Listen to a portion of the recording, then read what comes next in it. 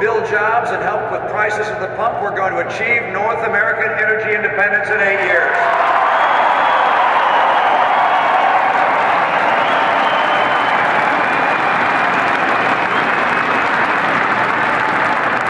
If the president were to be reelected, he'll continue to crush small business with his plan to raise their taxes, to force unions on them when the workers themselves don't want them, to expand regulations, and to impose Obamacare.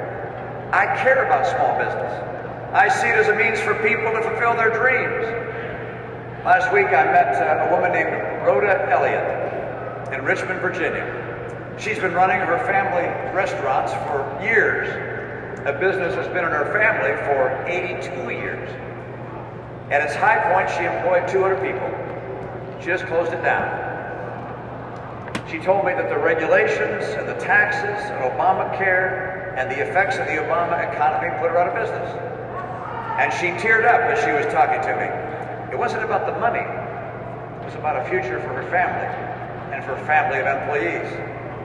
I want to help the hundreds of thousands of dreamers like Rhoda, and I will.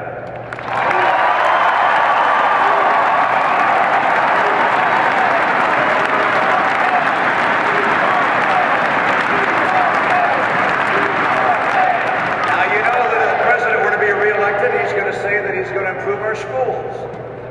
But in the final analysis, he'll do what his largest campaign supporters, the public sector unions, insist upon. And your kids will have the same schools with the same results. When I'm elected president, I'll be a voice of the children and their parents because they have no union.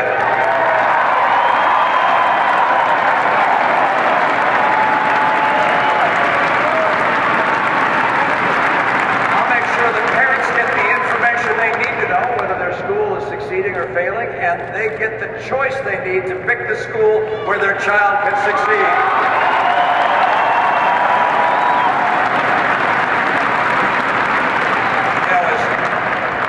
Governor of my state, we took our schools to the top of the nation.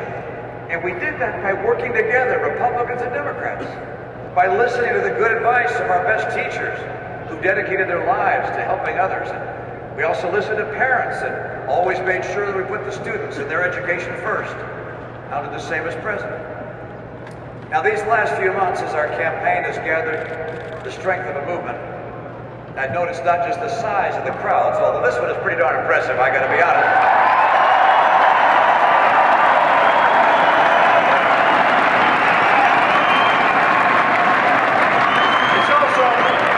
It's also the depth of our shared conviction. It's made me strive even more to be worthy of your generous support. And to campaign as I would govern, to speak for the aspirations of all Americans. I learned as a governor of my state that the best achievements are shared achievements. I learned that respect and goodwill go a long way and are usually returned in kind. That's how I'm going to conduct myself as president. I'll bring people together. I won't just represent one party, I'll represent one nation.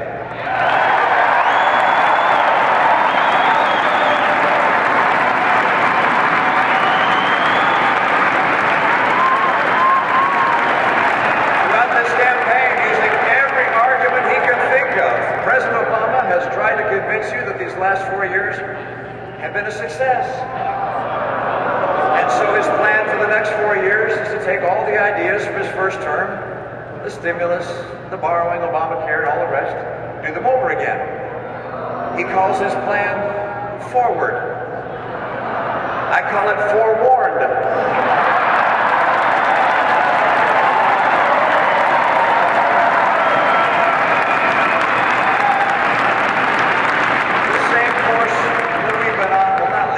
Destination. The same path means $20 trillion in debt. It means continuing crippling unemployment. It means stagnant take-home pay continues. It means depressed home values and a depressed and deficit military. Unless we change course, by the way, we may be looking at another recession. In his closing argument, President Obama asked his supporters to vote for revenge.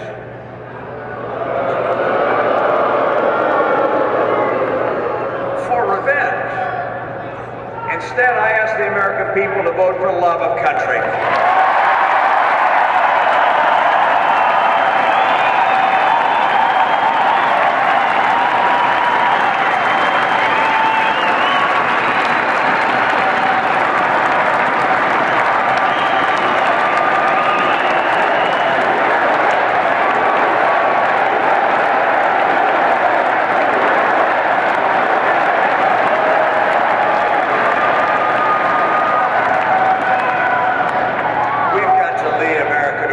Together, and we will.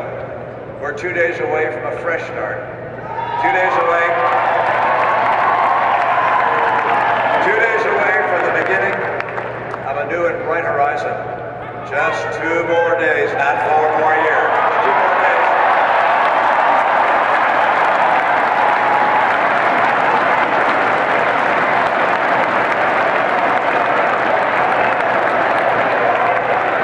My conviction that better days are ahead is not based on promises and hollow rhetoric, but on solid plans and proven results, and an unshakable faith in the American spirit.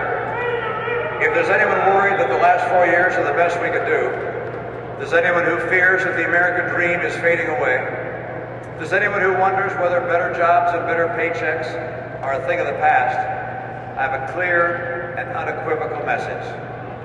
With the right leadership, America is going to come roaring back.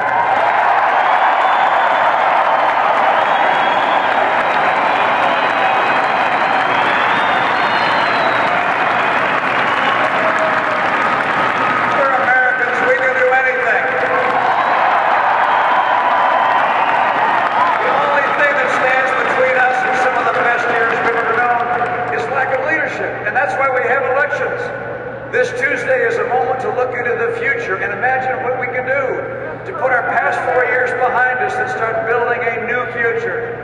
You saw the differences between President Obama and I when we were side by side in our debates. He says it has to be this way. I say it can't stay this way.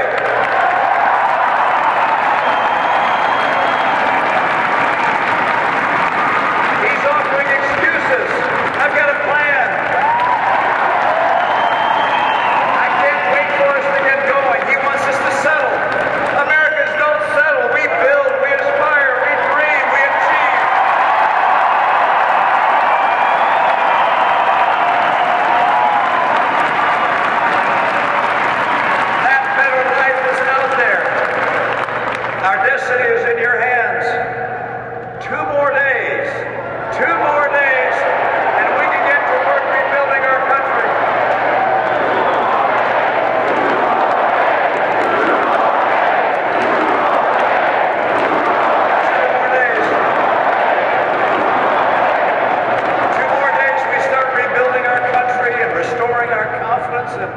Renewing our conviction, confidence that we're on a solid path to steady improvement, confidence that college grads 4 years from now will find better jobs,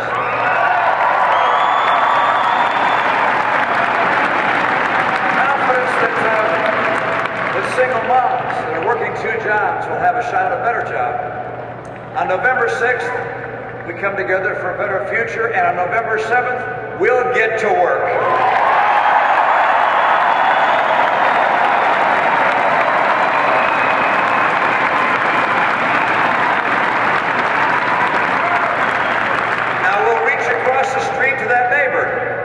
With the other yard sign.